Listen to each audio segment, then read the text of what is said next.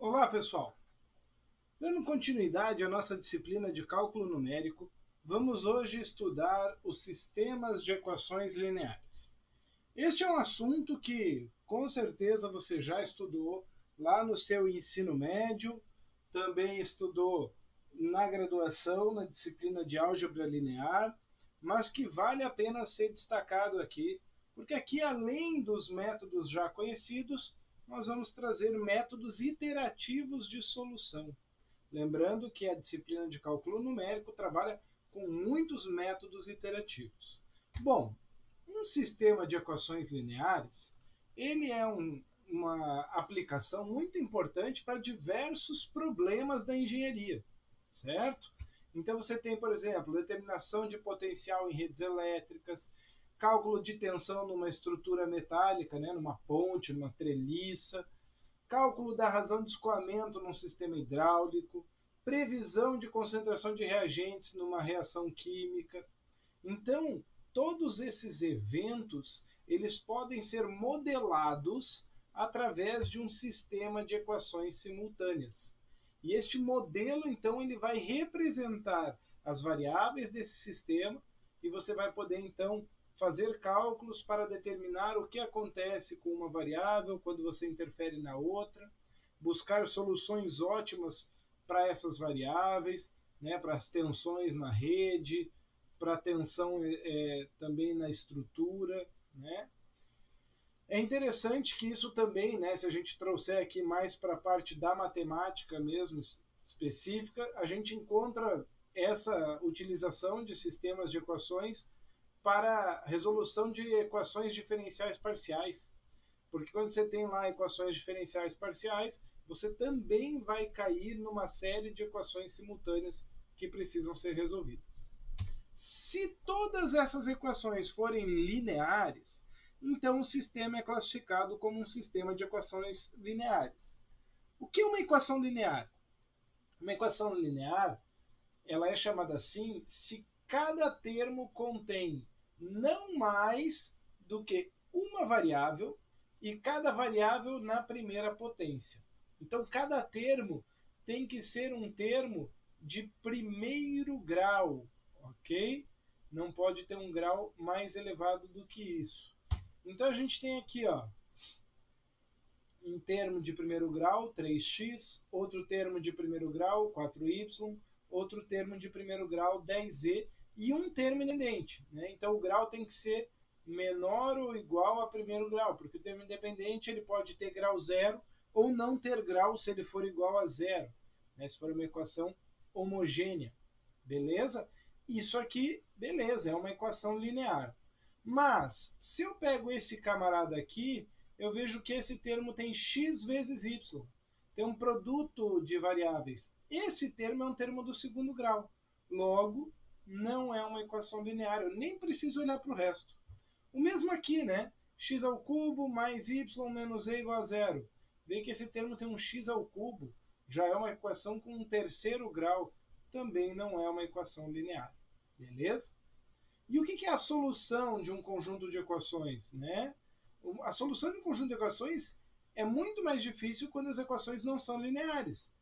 Mas a maioria que a gente vai trabalhar para achar essa solução é somente com equações lineares. Então, menos pior. Tá? O formato de um sistema é esse aqui. Ó. Então, eu tenho a primeira equação. Vê que eu chamei aqui as incógnitas, né, as minhas variáveis, de x1, x2 até xn. São as incógnitas ou variáveis. Beleza? O A1, A2, AM1, A11, A12, AM1 até o AMN são os meus coeficientes que multiplicam cada uma das variáveis. E vê que eu uso dois índices, né? O primeiro índice indica a equação ou a linha que eu estou. E o segundo índice indica a variável ou a coluna que eu estou. Então, quando eu olhar lá um coeficiente, vamos supor aqui, né? A43. Então, ele está na quarta equação, multiplicando a variável x3, ou a terceira variável. Beleza? E cada equação tem o seu termo independente, B1, B2, Bm, que é um número real, ok? Não depende de nenhuma variável. E quando eu tenho, então, todas essas equações lineares, cada equação linear dessa tem infinitas soluções associadas a si. Mas a solução do sistema é justamente a ênupla, que é a solução de todas simultaneamente. Ok? Então eu tenho aqui α1, α2 até αn. Se ele é solução da primeira equação, da segunda, da terceira, até a mésima equação, então ele é a solução do sistema inteiro.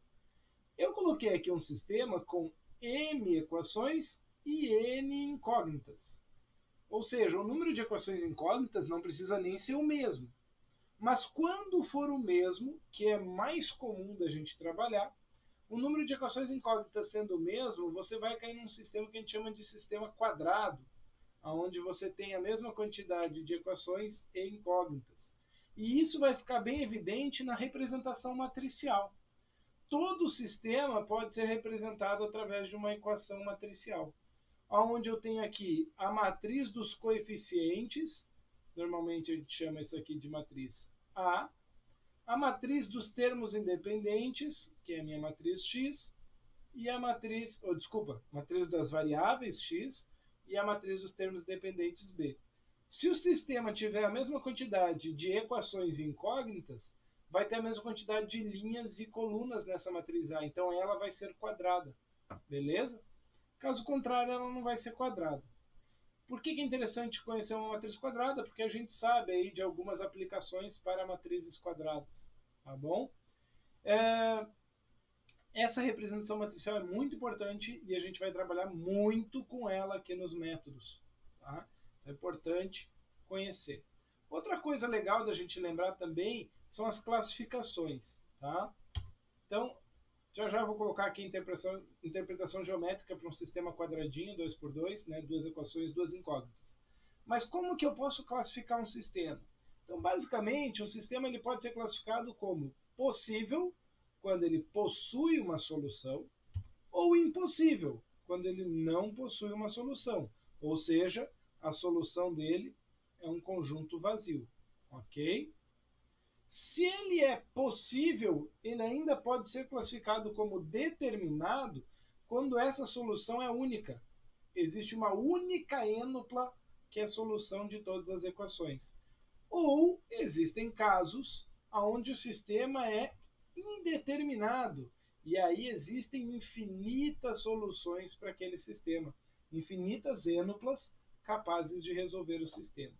Isso é bastante comum nos problemas de engenharia, porque aí você tem infinitas soluções para o sistema, mas existe de repente uma função objetivo aonde você quer maximizar ou minimizar, né, minimizar uma perda, maximizar um lucro, e aí você vai ver qual ou quais dessas soluções gera essa melhor opção na função objetivo.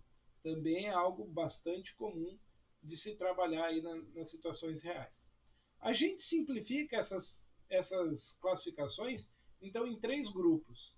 Os SPDs são sistemas possíveis determinados, SPI, sistema possível indeterminado, e o SI, sistema impossível. Geometricamente, eu consigo representar em duas ou três dimensões. Então, em duas dimensões, pensando em um sistema com duas equações, duas incógnitas, o SPD vai ser representado por duas retas concorrentes. Aqui está a solução. Essa é a solução do sistema, esse par ordenado, porque é o ponto que pertence às duas retas simultaneamente, é o ponto de concorrência, certo? Já o caso do SPI, quando ele tem infinitos pontos em comum, então são retas coincidentes. Todos os pontos dessa reta são solução do meu sistema. E aí, então, eu tenho um sistema possível indeterminado. Já o caso do SI, que não tem solução, são retas paralelas. Ou seja, nenhum ponto em comum entre as duas retas. Dá para fazer também essa interpretação geométrica tridimensional. Então, por exemplo, quando que vai ser SPD, né? Para um sistema 3x3, 3 equações, 3 incógnitas. SPD é esse caso, onde cada equação aqui, por exemplo, é um plano, certo? E esses planos se cruzam exatamente nesse ponto. Eles têm este pontinho aqui em comum. Deixa eu até mudar a cor da caneta aqui para ficar mais visível ali, porque o vermelho já está lá. Esse pontinho ali em comum. Tá ok? Esse é o SPD, uma única solução. O SPI é, por exemplo, essa situação, onde os três planos são secantes entre si numa reta. Existe aqui uma reta que está contida nos três planos simultaneamente. E aí você tem todos os pontos da reta pertencendo aos três planos. Por isso, infinitas soluções. E o sistema impossível, tridimensional, existem algumas representações, tá? Então eu posso representar assim, onde 2 a 2 os planos até têm aí pontos em comum, são secantes, mas não há um ponto que esteja nos três simultaneamente. Aqui onde eu tenho dois planos paralelos e um plano secante a ambos, mas não há um ponto que esteja nos três simultaneamente. Ou ainda pior, né, os três planos paralelos. E aí você não tem nenhum ponto em comum em nenhum desses planos. Ok? Desta forma, a gente classifica o sistema como impossível. Professor, se tiver mais do que três equações, três incógnitas, aí a representação gráfica fica mais complicada. Porque a gente representa bidimensional, tridimensional e chega. Mas que isso complica. Tá bom?